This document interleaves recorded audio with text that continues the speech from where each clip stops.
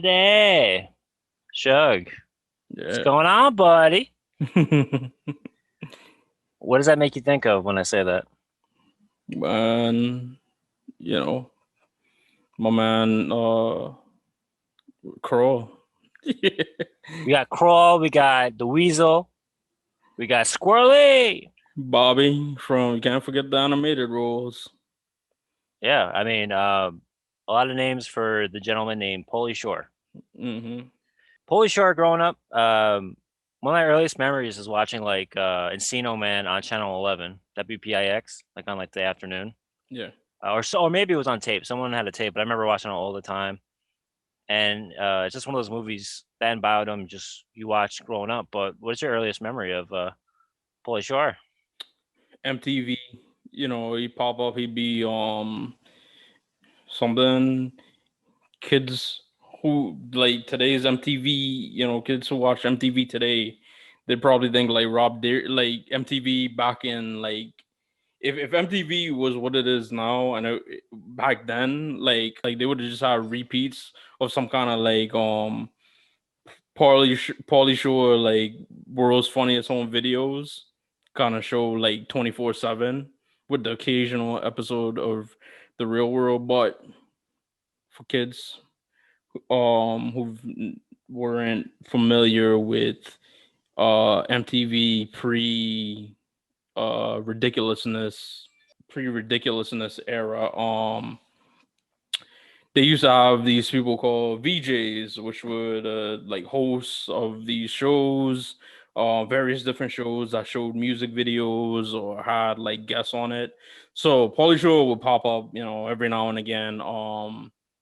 Just hosting videos and just being Pauly Shore, and he kind of had like a personality that was very I don't know how to describe it. It was All like a right, cool dude, like somebody you wanted to hang out with, like your buddy, which like ironically was like one of his catchphrases.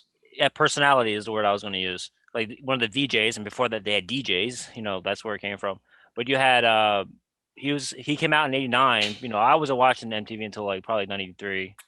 But he Adam Sandler got to start really in MTV too, doing stand up and MTV. Adam Sandler, Pauly Shore did. We'll get into his other backstory, but I would describe him as kind of like a low key coxman.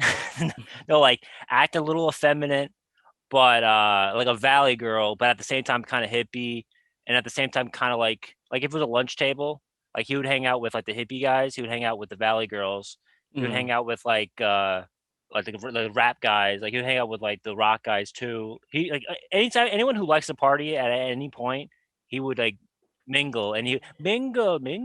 He would mingle with anyone in that. Yeah, and it's like you said, and like I said, where he's like, you said like he was a swordsman. PG. Keep it Yeah, PG. swordsman, coxman, whatever. Yeah, whatever. Teaching the youths. Yeah. He used to like hook up with chicks, but he was like eclectic, an eclectic personality, very magnetic in that. So in a way, it was like I said, everybody like he was the type of dude like who you'd want to hang out with. So you know how they say like men want to be me, women want to be with me. Da, da, da. So he's like he was the guy like dudes would want to hang out with, and he just he was also like a dude like chicks wanted to hang out with, and by that personality, he used to pick up a lot of chicks and he used to get around. But he actually didn't just pop up out of nowhere. He actually comes from his family has like a huge legacy. Mike, if you want to expand on that. Right. So his parents owned the Comedy Store, which was like kind of like a breeding ground for some of the biggest names ever in comedy in Hmm. coming out of LA.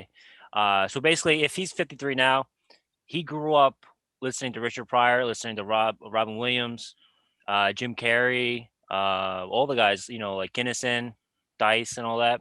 Paul Mooney, who we talked about, Rodney. who comes up later on. Rodney, of course. My Rodney, favorite. another party, One of my party favorite. guy. He probably who knows? He probably took him to parties when he was like 10. So he, basically, Pauly Shore's been around our whole lives, and he's only 53. Like he started really young. Started doing stand up because his mom Mitzi was a gatekeeper of who got stage time, who got like the big stage. So a lot of people either liked Pauly or they wanted Pauly to like them. So he started partying really early on. Uh, Yeah. he had stories of him and Kinnison, like 12 doing coke. Like, you know how when we were watching the WWE biographies, how like anytime like Shane McMahon would come on, like Mm. it would be like son of Vince McMahon slash friend of so and so, because he used to, like, when he around like the golden age of WWE was like when he was like in his late teens and early 20s, so he used to party with, like, a lot of the famous wrestlers and stuff like that. So it was kind of the same way with Pauly Shore. Like, he grew up in this comedy club. His mom was basically, like Mike said, like the gatekeeper. So, if so facto, what people probably do, all right, this kid's like, 16, 17 years old. I'm trying to become a famous comedian. And I'm not saying like people used to do it like nefariously or trying to like use him, but you'd be like, all right, like, let me, hey kid, hang out with me, da da da. And, Paulie would probably, dinner when they were home, Sunday night dinner, with his mom or whatever. He's like, oh, well, you should give so and so like some, like, give him like 5 minutes, give him like 10 minutes. Like, I guarantee you, like, I heard me and him were hanging out on Sunset, and I heard his, like, some of his material, and give him a shot, give him a shot. It's probably those type of things. So he's a Hollywood guy, LA, grew up. Um, I'm not familiar with any of his like early work, like the TV. Apparently, he did a lot of TV guest spots. He Yeah, did children. Married with Children, but even before that, he did a lot of Fox. 21 Jump Street. Hmm. 91210 later on, he did. But I want to jump into, let's call it the golden era, the golden age of Pauly Shore. And I'm basically going to, let's just focus on 92 to 96. Let's just go in depth with that. Something that you don't see in today's era, probably with the big movie franchises and all the sequels and stuff like that, throughout the, actually, I think virtually all of the last century, up until the early 2000s, what movie studios would do is they would make films, smaller budget films, and they would call them vehicles, where they would basically take an actor or they'll take a personality and make like a cheap movie out of them. Make a cheap movie with them. You're talking about like box office, TV rights, VHS, and merchandise sales. So you would take a movie going off of like 90s numbers, like for like 3 or 4 million, you'd make the whole movie for, and then you'd make like 40 million off of it. So you make 10 times as much as your budget. And you saw it, they would take guys who, aren't like, you know, Marlon Brando, Laurence Olivier actors, so to speak, but they had like a person, and they would essentially take that person and it would just have different concepts and plots where that person would just be them but doing something. So you saw it a lot with like Elvis. Hmm. you know oh, Elvis is like an army man, Elvis is in Hawaii, Elvis is doing this, da da da, and it was basically just Elvis doing that. It wasn't Elvis like portraying a character. So what they would do with Pauly Shore is we would make these like $3 or $4 million movies. Well, 3 to like 10 million by the end of his golden era. They would take these movies, and it would just be Pauly Shore doing this, Pauly Shore doing that. And like Mike, I think all of them had like really good, like solid, like concepts. So, concepts, yeah, solid Yeah, and concepts. just built Yeah, around like Pauly Shore. So probably like stacks of like screenplays, and this is about this, this is about that. You know, yeah, and not to cut you off, but just to wrap up the vehicle thing. Back in those days, it was a lot more affordable for people to just go to the movies on a whim as a thing to do. So people, today you kind of got to be like real selective on what movies you want to see, because today you go to the movies, like you're spending like $100 if you're going with your whole family, whereas like back in those days, like $20 you could see a movie, buy refreshments, and have enough money to like take the bus home when you're done. So they would make these movies like with Pauly Shore, and just be like, if me and Mike ain't doing shit after work, I'd be like, yo, Mike, you wanna go see, Encino Man? And that's the difference between today's era and that era then. And that's why these movies used to get made, and that's why these guys got invested a lot. Yeah, it's crazy. Like the way you're describing it, it's still in the '90s. They were still doing like the '50s model, like you said with Elvis. Hmm. Um, but it made sense then, because nothing really changed until the internet age really took off. But let's start with '92. He had two side. Well, he had a prominent role in Encino Man, but he still was like the friend. Hmm. And then he was also in Class Act, Yeah, which was a vehicle for Kid and can put Play. and play. Yeah. He was like the antagonist, like he was like the dick in Class Act, No, right? no, no. What was that? He was a nerd. What was it again? Nah, it was a very, very like small role. He was like the organizer for like a drug say no Uh, to drugs rally, but it was ironic because he was he seemed like he was the guy that used to uh, get high. yeah, I haven't seen it in 20 years. Maybe it went over my head when I was a kid. Yeah, so those are two roles he had in '92, and he kind of like stole the show in Encino Man. Everyone knows him from Encino Man. Uh, that was Caveman comes back to life in the '90s, which is it's a classic movie. Yeah. Sean Astin. But that's where he kind of took his character that he created on stage, and then another character. He took the character from stage, the party animal character, brought it over to MTV. Did that when he was introducing videos, and he would do like man on the street bits, and it was like it was the Weasel Man, and then they used that character in a movie, and then so from people who weren't going to stand up shows, but they watched MTV, and then you had people who didn't watch MTV, but they watched a movie, so this is where he's like climbing the ladder of like pop Hmm. culture being seen. Um, and from that, like, okay, he could do a whole thing on his own. It's like basically from Encino Man is Yeah, what they got. perfect person at the perfect time, because he was that quintessential dude for Generation X into like the early millennials um orbit, which was like, kids, 13-year-olds to like, 30-year-olds. Like he was covering that group between like 1992 and 1997. Yeah, it was like '80s was all about partying, but then like '90s were partying but safe. And this guy, he was like a non-threatening party animal, because Yeah. he was like he always was like the what's the word, pacifist or abstaining from violence. Kind of like the Mormon, not the Mormons, the Quakers. Yeah. They abstain from violence or anything like that. So he was kind of like I make love, not war type deal. Mhm. But yeah, Encino Man, I just have a lot of great memories watching that. About 6 months ago, me and you were talking about Thanksgiving movies. Remember? Yeah. So in '93, they put Pauly Shore in a vehicle. It was Son-in-Law, Hmm. Carla Gugino, Hmm. we're fans of. Yeah. Um, Again, it's the role of the outsider. He's kind of like the weirdo from LA brought into small town farm middle America. So basically, it's like, what Matt? Could you imagine Pauly Shore in this town?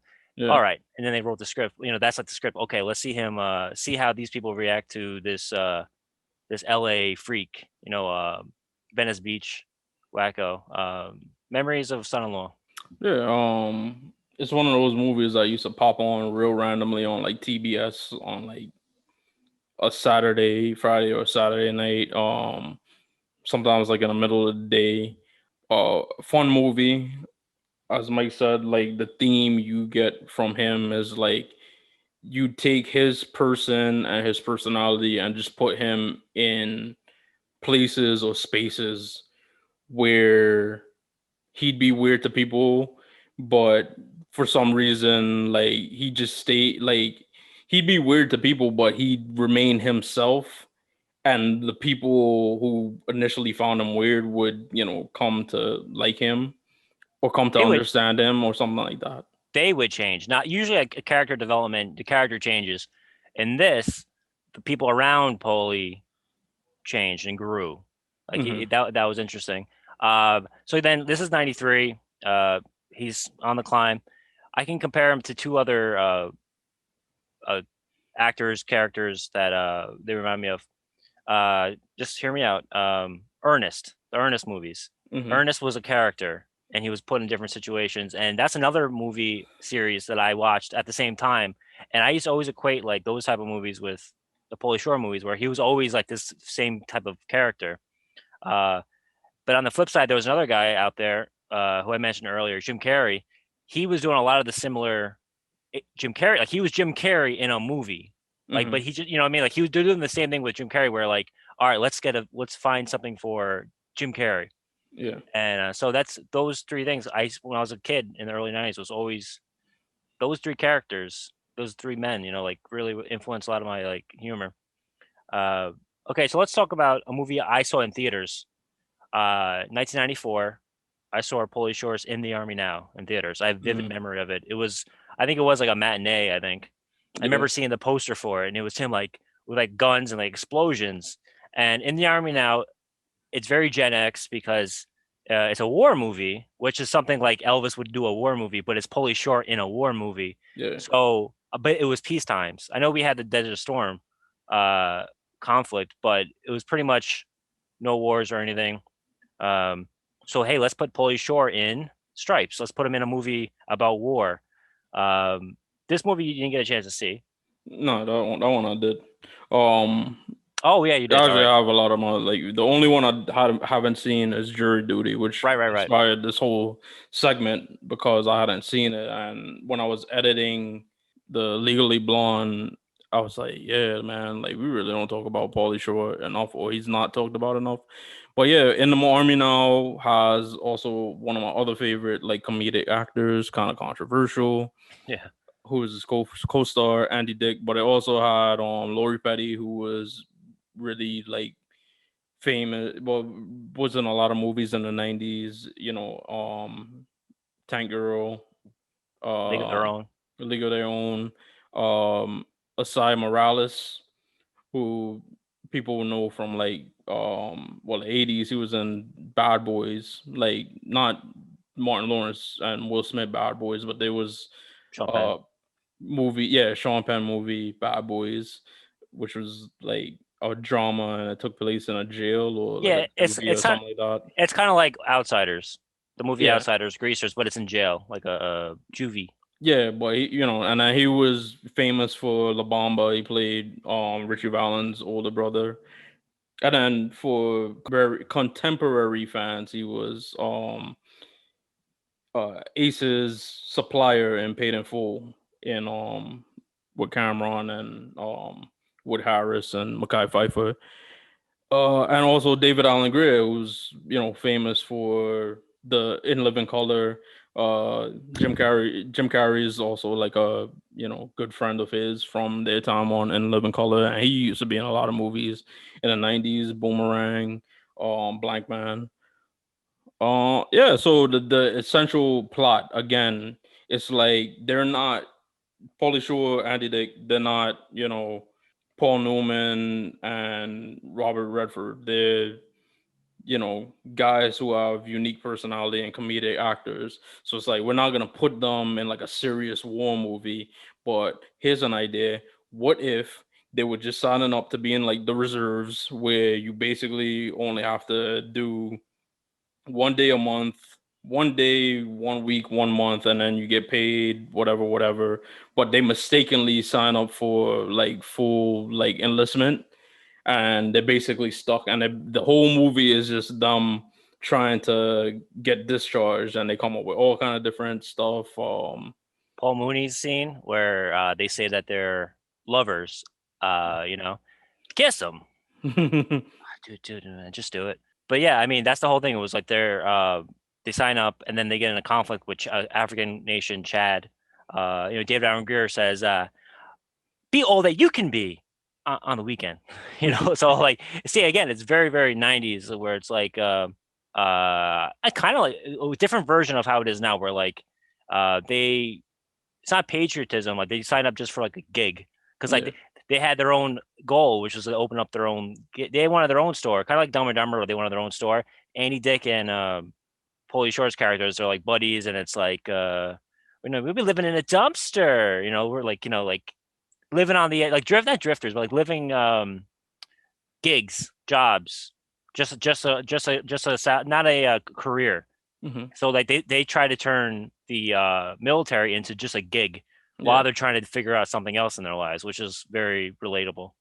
Yeah. So it's that movie, and then you got Biodome, which was him and another mega douche, Baldwin. Baldwin, Stephen Baldwin, just to clarify, where they sign up to be in like experiment, like an Adam and Eve type of experiment inside like this created habitat in a bubble. I can't remember the full plot, Mike, but Well, maybe. the full plot, again, it's two buddies, and at this point, we didn't mention in the army now, he shaved his iconic hair off in the role. Yeah. So like that was kind of him trying to grow as a character. But at this point, he's still in the same Pauly character. Anyway, so it's two buddies. They have girlfriends and stuff. They're kind of just floating along through life. Hmm. Um, and just by chance, they get stuck in this very serious sphere that they're trying to save the environment, because pulled from the headlines, '90s was all about saving the environment. You got a cameo from Jack Black, and Tenacious D's in it. All about just campus life, like trying to go green, which was Yeah. very hip at the time. Hmm. So they accidentally get thrown, very Three Stooges, very comedy team style, where they get tossed into this biosphere where they're trying to save the environment, or maybe go to another planet one day and just create life. So like it's supposed to be perfect, and like they represent the chaos theory. Like they're like threatening to sabotage the whole experiment, and like it's 365 days locked, like a 1 year to the day, like Earth Day to the next year's Earth Day. And now all the scientists in the dome have to deal with these two Yeah. Gen X pricks, who just Yeah. want to get laid and get high, Yeah. And we have, who's the bad guy? It's the guy from Ghostbusters and Die Hard. Great bad guy. Forget his name. Walter Peck in Ghostbusters, but Okay. he goes crazy. He go he like his decline while he's in that sphere, that biodome, which is funny. But these two goofy guys, they teach these suck up scientists, how to party, Yeah. and you could tell like from Encino Man to here, it's getting a little more pushing it to like harder PG-13. Hmm. Like at this point, more like 20-year-old or like late teens, and just like Encino Man, you can probably get like a 9-year-old. Or I was watching that movie when I was like 5, Hmm. and there's nothing really like suggestive in it. But like Biodome, they talk about like that's where I first ever heard like masturbating, and so I was like, what the fuck is that? It was '96. I was like 6, and so that like one of those movies that they talk about a lot of like that type of deal stuff.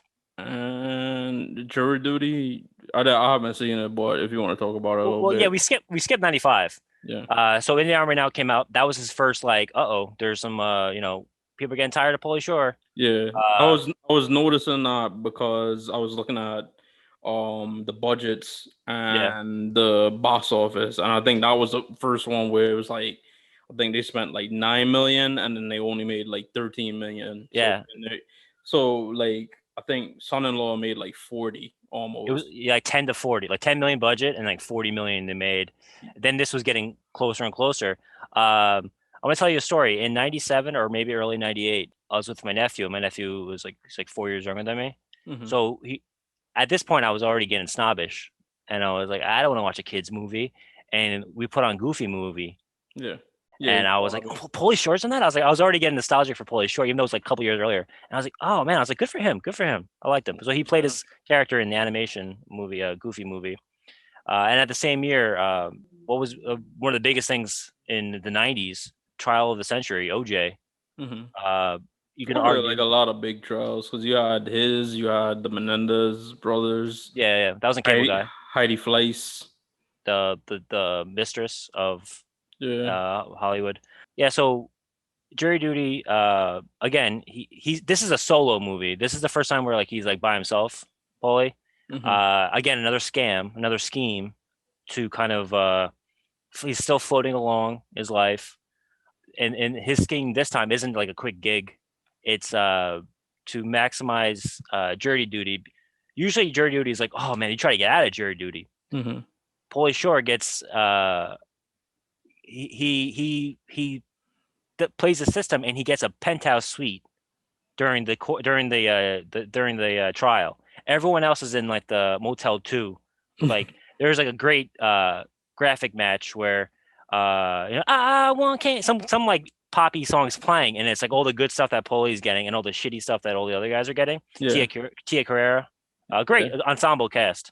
Uh, but like he gets like chocolates on his pillow and but then like the old lady opens up her like takes her pillow and like cockroaches come out and it's like just that type of thing and then like the reason why this came up with Legally Blonde is she solves the case.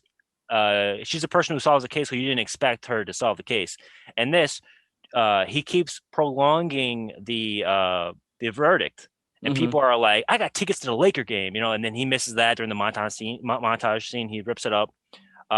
Some guy, one of the Murrays, Brian Doyle Murray has like a chain of stores that are going under because he's not there. Uh, Everyone is just turning on Paulie, and Paulie's like, let's hear it out, man. I can save this guy. This guy's innocent, but he knows he's not innocent. Listen, He yeah. just yeah, he's just doing it so he can stay because he's living on welfare in a trailer with his like mom and his like stepdad.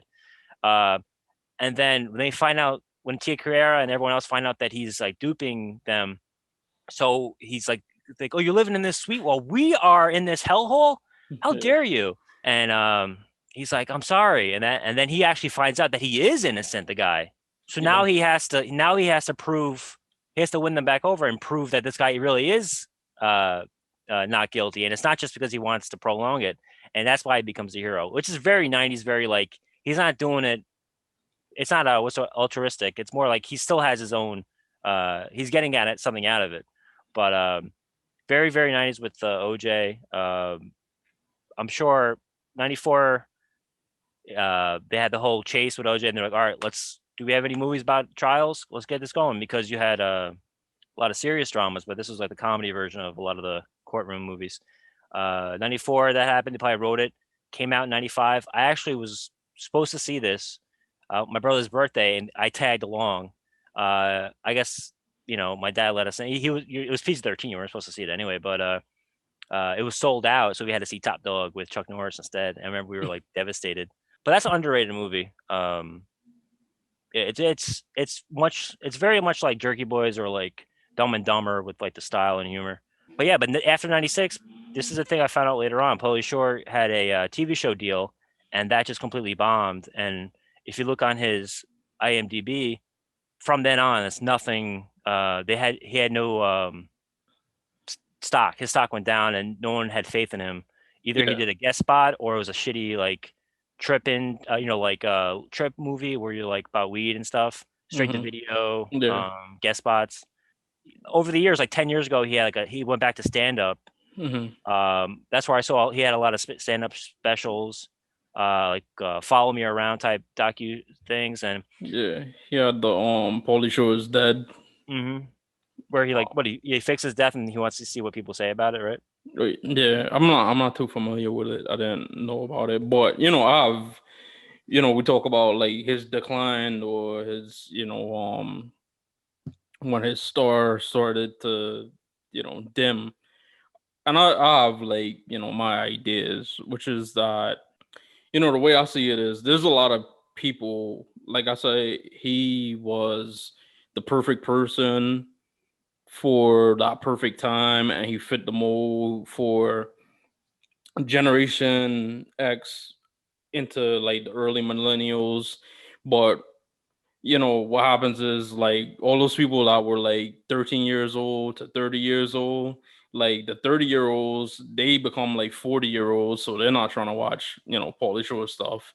And the 13-year-olds, there's obviously some new people that fill in that space, Pauly Shore, because at that time, by the time you're 13 and then you become like 19, 20, Pauly Shore, he's like in his mid 30s at that point. So he's not as appealing to you anyways, which, we understand because by the time, we were like 17, 18, like there was, a whole different group of people that we used to follow, right?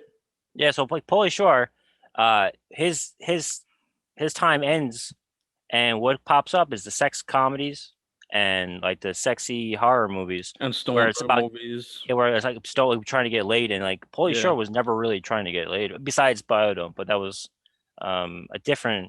It was more like playful. Those ones were more American Pie is like we've talked about American Pie. Um, that was a whole different. That was more of an homage going back to if Pauly was going back to the 50s with Elvis. Those movies are going back to the screwball comedies and the sex coms from the early 80s. Like Yeah, and I think when you're like a personality or you have like a brand and you fit a certain demographic, either you have to grow with that demographic or you have to be sustainable enough that once that demographic moves on, like the new demographic, like say per se, like that 13 to 40, that 13 to 30 demographic that you were popular with, like when the new 13 to 30 demographic moves in, you're popular with them. Like the person I like in that way of doing it too is Mr. Rogers. Like our parents watched Mr. Rogers as kids, and then our older siblings or uncles or aunts watch Mr. Rogers as kids, and then we watched Mr. Rogers as kids. And then unfortunately we was probably the last generation to enjoy Mr. Rogers as kids, but we grew out of it. But he kept on going for years because he would fit that specific brand and it would always roll over and roll over. Or you could grow with your audience, like Bruce Springsteen, right? To people in like the late 70s and early 80s who were like, in their 20s, it was like, ooh, like Bruce Springsteen is like badass. Like I love Bruce Springsteen, da da da. Da. And Bruce Springsteen stayed with that demographic like to this day, where like Bruce Springsteen is probably like corny to us, but he's still relevant to that crowd, even though that crowd is older. And the person I kind of likened it to is like Tyga, the rapper. Like when I was in college, like he made music that fit that era of like, when I was like 18 to like 22. Whereas like he's still kind of making like the same music, but mm, now I listen to it, I'm like, yeah, that's just like kind of corny. Like, bro, you're like 10 years ago, you were rapping about like, having sex and like drinking and doing drugs and shit.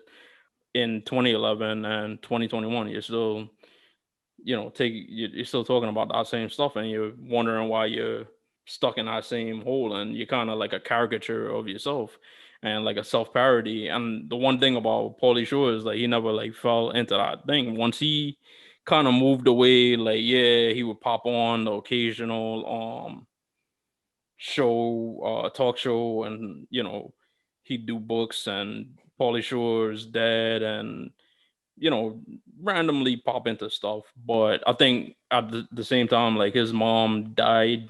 mm-hmm, So recently. then he kind of had to take on the legacy of like running the comedy store because it's still the comedy store. Yeah, that's like his legacy is the comedy store. So that's where he might find solace in his whole career, where like he's going to be the person who not dictates but like finds new talent, and I think that's noble. Yeah. That's a good space. Um, I was thinking about this while you were saying about the not growing with generations or not like developing. I see that a lot where it's not organic. It seems very forced. But the people that like, let's say our age, let's say someone born in like 91, 92, when they were in like, when they were 10, they were with Disney, all the Disney girls, the Yeah. character. They were with them through high school, and then when they were in college, they uh they develop too. They have a blueprint where like, okay, we do the Disney TV show where I play a character, then I go on the road as that character singing like Miley Cyrus, and then when the next step is I'm going to branch out, and then these people see them branching out, and they do the same thing, and they Hmm. grow, and then when they hit 30 and they're settling down now, like, oh, I'm a sorry, not sorry, but like, oh, the things I did, like Miley Cyrus, all the things she said, where she like disowned a lot of the stuff, and like even though she got away, no, she not got away with it, but she used a lot of, we talked about it before. But now they're like, oh, they see themselves in this character, and so when they're like 35 and they're growing with these personalities, like they're mirroring the personalities, like they're growing with them. And I think it's business too, because they know that they'll always have these fans. Yeah. It's interesting. And Yeah. then the next person starts, another young person is like that, they get theirs and they grow with them Yeah. So like his first big movie, Encino Man, I was 1993, too. 1992, and then his last big movie was like 96. 96 or 97. So what seemed like he was, that's to show you like his impact, because it seemed a lot longer than like 5 years. Dude, it's like Jason Big. Hmm. It's like Jason Big, it was 899 to like 2004. Yeah. It seemed like a long time because we were in like grammar school and early high school. Yeah, so we just like this whole thing was just, we wanted to discuss, somebody who had, like we always do with different stuff, like things that had like big impacts in our lives, that didn't, don't really get talked about much more. So Pauly Shore, you know, you got a lot of love here from the Shook Me the Mooney um team.